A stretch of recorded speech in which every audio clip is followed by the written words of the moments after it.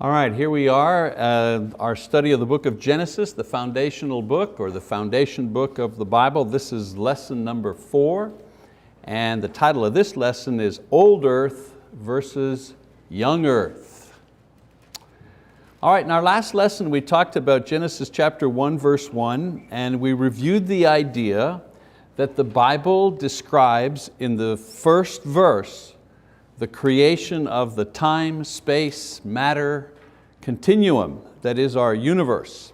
And I made two general points about this last week. Just want to review with you for some who are just kind of taking this class.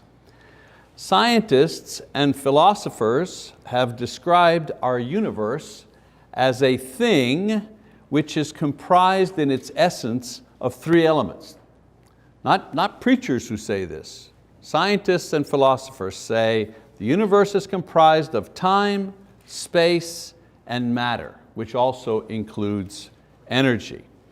And no one actually disputes this. No one says this is wrong, and neither does the Bible. As a matter of fact, the book of Genesis establishes this idea by describing these very elements as the first materials that God created, which He formed the universe with as we now know it. So the Bible doesn't state it scientifically, it just explains the time element in the beginning, the space element, God created the heavens, and the matter element, He created the heavens and the earth. Now the amazing thing is that Genesis was written long before these concepts were described or analyzed by man. That's the interesting thing. Scientists have only come up with that description of the universe in the last couple of 100 years, after observation and study and so on and so forth, time, space, matter. But the Bible described it as time, space, matter 1,500 years before Christ, at the hand of Moses.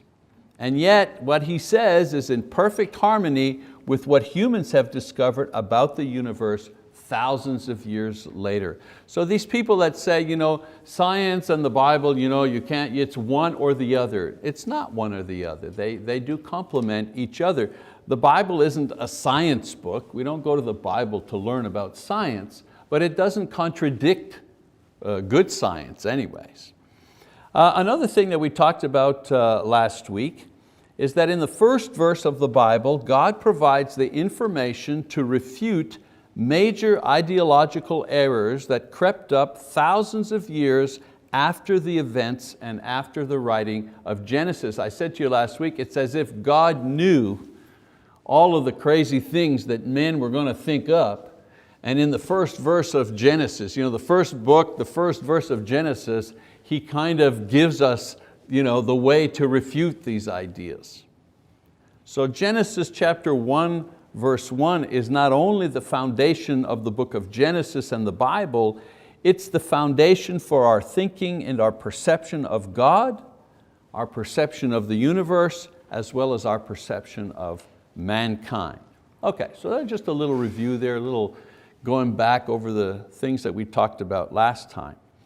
In today's lesson, we're going to review some ideas as to the time of creation and the beginning of the formation of the universe as we know it. So we're going to talk about the age of the earth. Now, there are 2 positions you can take when trying to determine the age of the earth.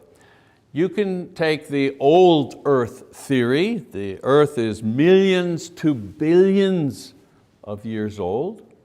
Or you can take the young earth theory, where the idea is that the earth is somewhere between 5,000 and 10,000 years old.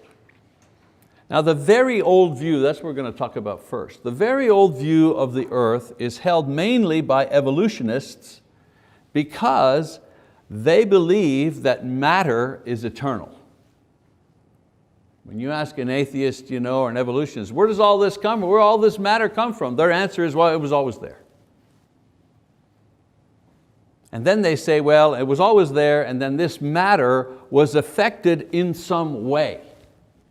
And usually the way that they're talking about is the Big Bang theory. Some scientists say there was more than one Big Bang. There was the Big Bang, and then there were other bangs that took place. So matter is eternal. There was a Big Bang that affected matter, and then through time, lots of time, millions and hundreds of millions of years, and chance, the earth eventually evolved to become what it is today. So you take matter which is eternal, it was always there, somehow there was an explosion of cosmic proportions, and then over hundreds of millions of years through time and chance, okay, we are where we are today. Now, it's important to note that they begin with this theory and then they line up the evidence behind it. And that's exactly the opposite of how science, I'm no scientist, but I think the way science works is first you make the observations of how things are, and then you posit your conclusion, your theory. You don't begin with a theory and then try to fit the facts to the theory. You begin with the facts and try to develop a theory that will explain all the facts.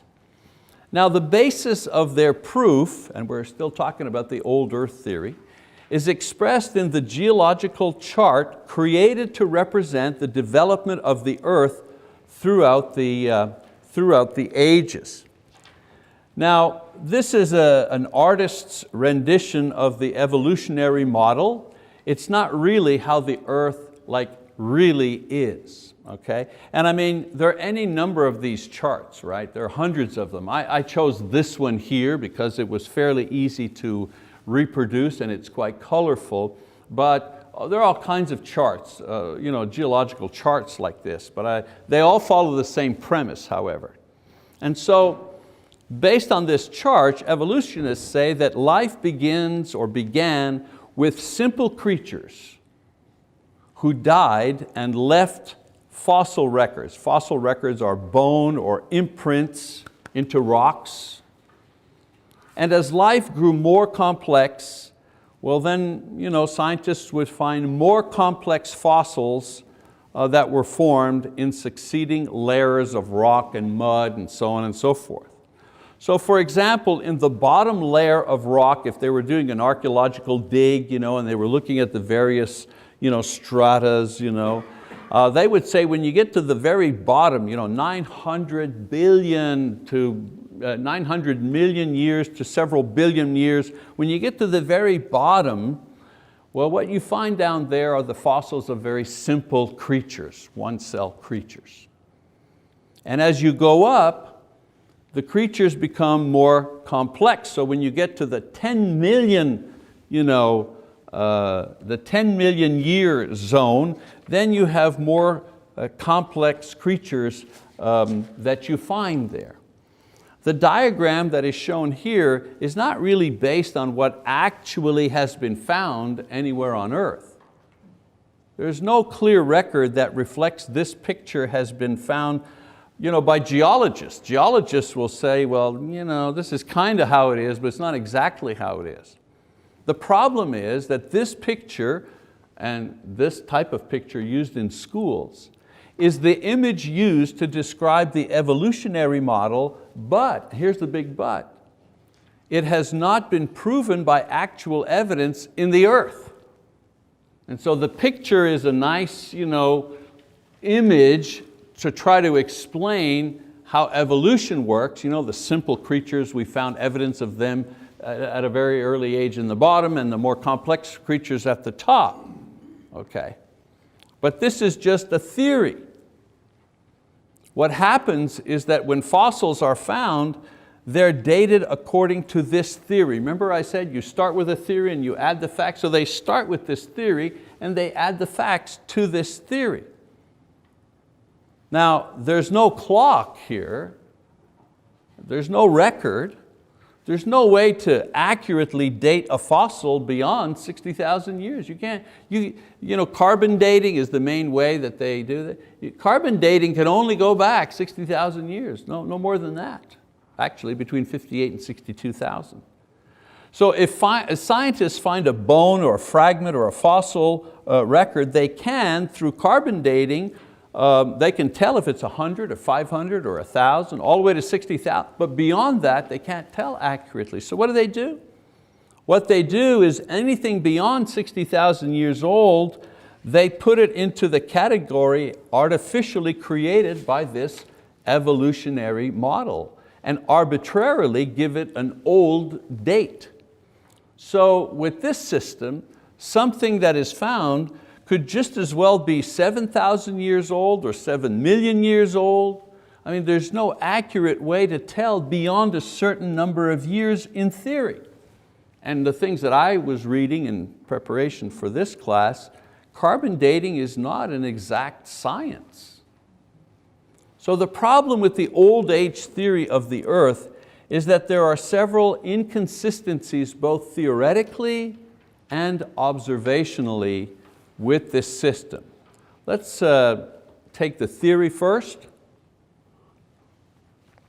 For the earth to be 1 billion plus years old, and for evolution to be the system by which everything came to be what is today, we have to accept as true several theories. The first theory is that something comes from nothing. You have to believe that something can actually come from nothing, because when you ask an atheist, an evolutionary person, well, where did all of this come from, this matter? They say, well, it came from nothing. Really? This is a problem because, as I've said before, nothing comes from nothing. I mean, scientists universally agree on this idea, and so do philosophers. And every human being that has a lick of sense, you can't have nothing and then something concrete come out of nothing. So if this is so, why would we accept this idea as the basis for the origin of our existence? Some people say, well, it takes a lot of faith to believe that God created the earth. Really? Well, it takes a whole lot of faith to believe that something can come out of nothing. That really takes a lot of belief. Another theory you have to accept, if you're going to accept the old age theory, is that matter is eternal. In other words, if it didn't create itself, sometimes say, well, no, it didn't create itself, nothing can come from nothing, so then you press a little bit and say, well, where did it come from? Well, it was always there. Really? Yeah, it was always there. And there's no way, I've heard scientists, some scientists say, you know what, this problem is so deep that we shouldn't even try to examine it, let's just accept it as reality. Imagine that, and they say we're crazy. They say we're the ones that have this crazy faith.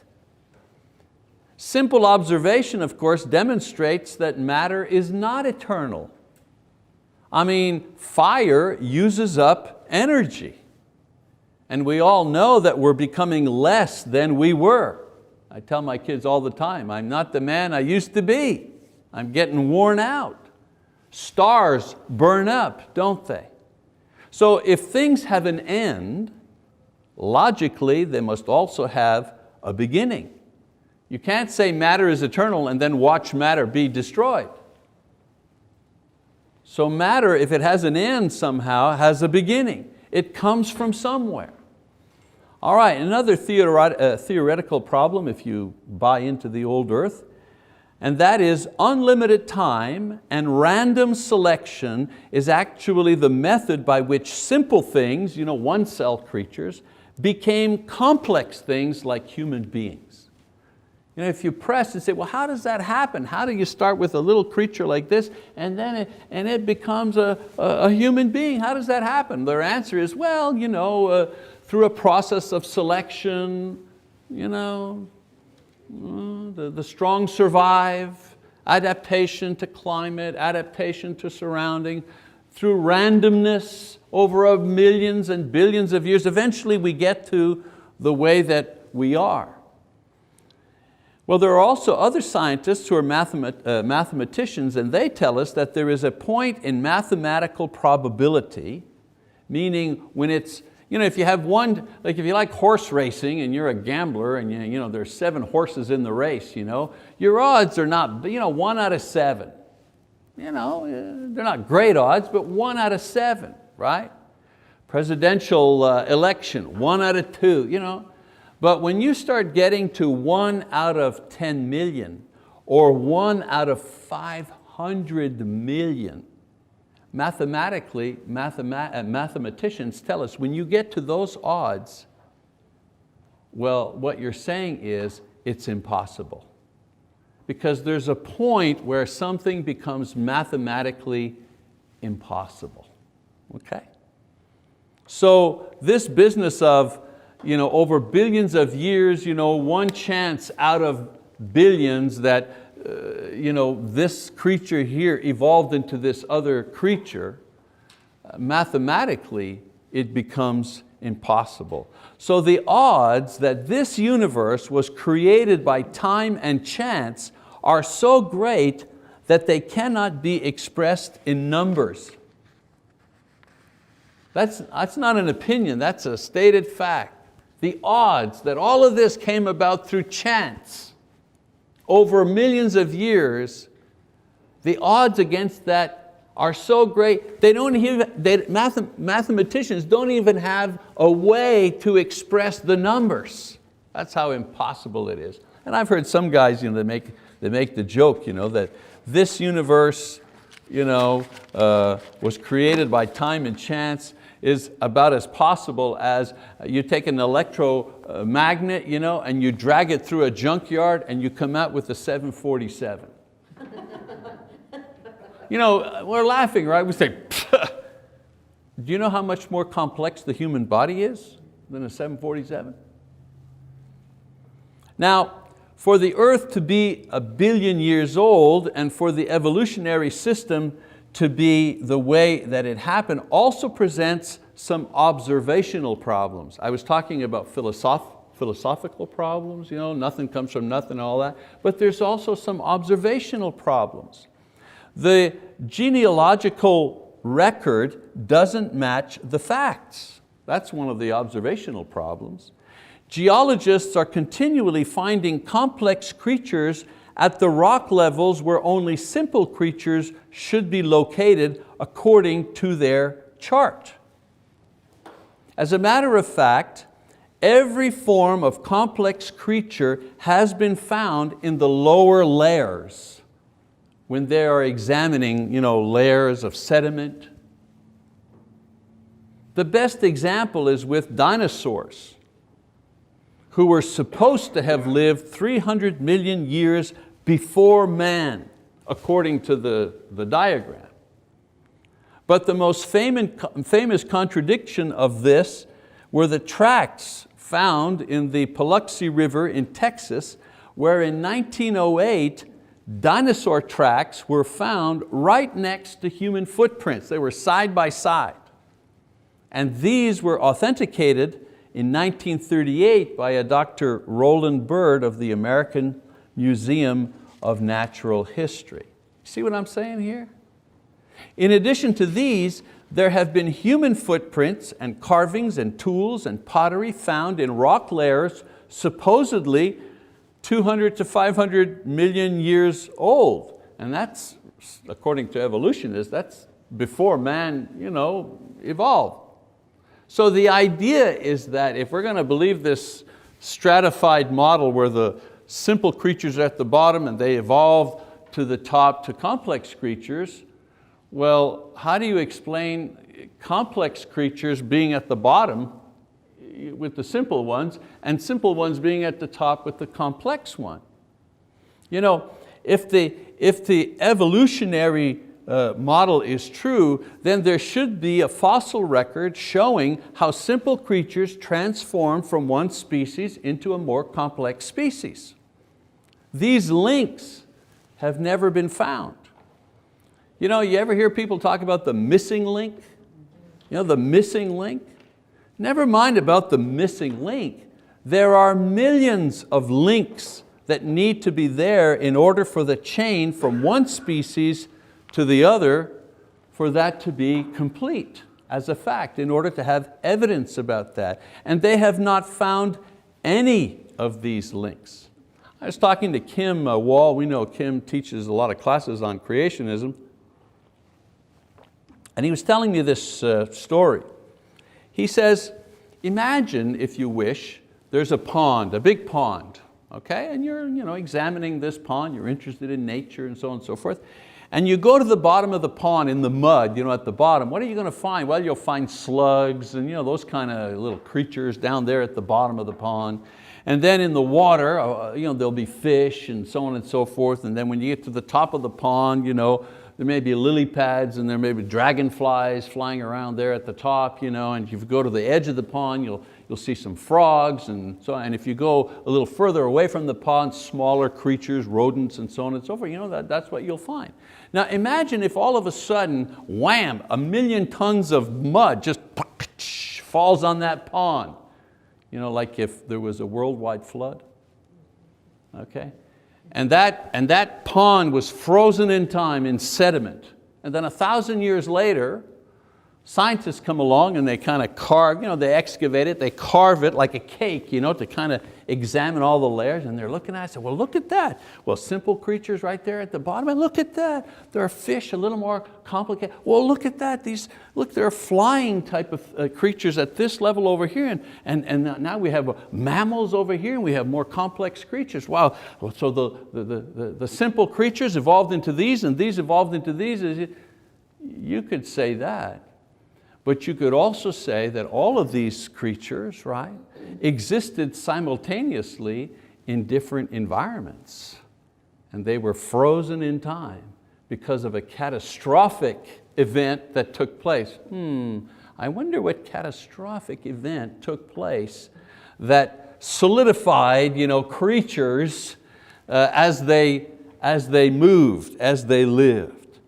And so evolution and the old earth theory is good on paper, but the evidence in the earth itself, that is the geological findings, and the logical thinking don't really support it.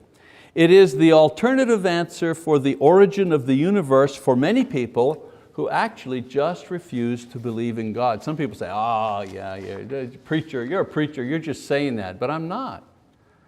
A lot of people who buy into evolution do so because they just don't want to believe in a supreme being, in a God. And usually they don't want to believe in God because they don't want anybody to tell them what to do.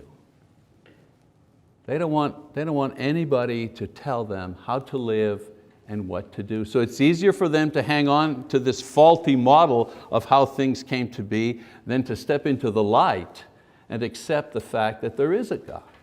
All right, what about the young earth? Need to move here. What about the young earth theory? Well, the young earth theory has many less obstacles and more proofs to support it. First of all, there are no philosophical problems with a young created earth. There's no contradictions here. There's no, something comes from nothing, matter is it. You don't have that problem. That an all-powerful and wise being created the universe which reflects His complexity and wisdom, that's logical. That makes it. You don't have to believe that, but you can't say that that's illogical. That a more complex and powerful being created something less complex and less powerful than Himself. As a matter of fact, the existence of an eternal God creating the earth can logically be demonstrated in a variety of ways. We talked about this at the very beginning when we talked about, why do people believe in God? You've got all kinds of arguments, the moral argument, the first cause argument. So philosophically, you don't even need the Bible. Philosophically, you can make up, you have access to many philosophical arguments that bring you to the conclusion that there must be, where does all this come from? Well, there must be a God, first cause. Now, the earth itself presents no observational contradiction to this model as well. For example, complex forms of life appear simultaneously at the earliest parts of all and all throughout the geological evidence in the earth. And that is according, if the earth was created, then you're going to find complex models and simple cell creatures together everywhere on earth, and that's exactly what you find everywhere on earth. There are no links from one form of life to another. You don't need to find a missing link because there are no links. Just like creation describes, only the same type of man from the beginning exists today. If we were able to see Adam, we would recognize him as a human being. So man, in the creation model, man is the same from beginning until now. Monkeys are the same from the beginning until now. There are no links to go from one to the other. Now, I need to make a little parenthetical statement here. There is a sort of evolution, microevolution, that takes place within a species of animal or insect or bird. Within a species, there is some evolutionary movement. I believe they call it microevolution. Within a species, yes. But there is no evidence that one species of creature evolves into a completely different species of creature. A bird does not become a dog. That's the simplest way as I can do it. So with the young earth, with the creation model, you're not looking for missing links. Why? Well, there are no missing links. The earth is as God had created it. And what's interesting about this is they keep finding new species, don't they? Scientists, they go to the Amazon, find a type of monkey. The last one I heard was a little tiny monkey that they had no record of, a brand new species. Imagine that. And they find new species of birds and insects and so on and so forth. So all of this does not contradict in any way the model, the creation model that we see in Genesis. Also, there are over 70 ways to date the earth using various disciplines. There's not just carbon dating. There's chemical dating, anthropological dating, archaeological dating, and so on and so forth. And all of these methods suggest a young versus an old earth. Even carbon dating used by evolutionists, as I say, can only date as far back as so many years, and beyond that they have to guess. And also, of course, we need to mention the Bible itself contains genealogical records that lists patriarchs from the first man until Moses, and then from Moses until Christ, that contain no more than about 8,000 years of history, taking into account different gaps and calendar discrepancies and so on and so forth. We can't date it to the day, but we're not talking millions of years. We're not even talking hundreds of thousands of years. We're talking about thousands of years. So a young earth model of about 10,000 years in that context there is supported by logic. It's a logical thing that a complex, powerful God created the earth. It's supported by observation. We look at the Bible and it tells us how it happened. Then we looked at the earth and we observe and we see, yeah, it's exactly how it, one seed bearing after its own kind, one animal multiplying after its own kind. And also we have the added opportunity of seeing this explained to us in the book of Revelation. Remember, Jesus confirms the writing of Moses, and Moses is the one who wrote the book of Genesis. So through that connection, we see that Jesus confirms the things that Moses wrote in Genesis. All right? Interesting that the people of Jesus' time, there's never any question. They ask him about all kinds of things, don't they? But they never ask him about who made the earth, or it's assumed by the people of that time. All right. So the problem with accepting the young earth model, that's less than 10,000 years, which was the model supported by both science and religion until the 20th century. Until the 20th century, that was the model accepted. And some people say, oh, well, they were ignorant and so on and so forth. Really? Well, Sir Isaac Newton gravity, and all the scientists of his era, they accepted the idea that a supreme being created the earth. It's just in the last 100 years or so that the theory of evolution has begun to seriously influence the world. This theory has found its way into schools and government and has undermined the belief in the Bible. In the last 10 years or so, it has begun to crumble as evidence has built up to contradict and to destroy it, but the damage to faith has already been done. It's been great, and it'll take time to undo. I mean, the libraries are full of books showing that chart. And I love the one where you have the monkey and the ape and then the man, you know what I mean? That's a nice graphic, but they've never shown any links between that. It just, they show the graphics, and people who don't know any better, buy it, wholesale. All right, now we're not going to take a lot of time on, again, the creationism idea, just this class here, because it comes up. People want to know, what does it mean in Genesis 1:1?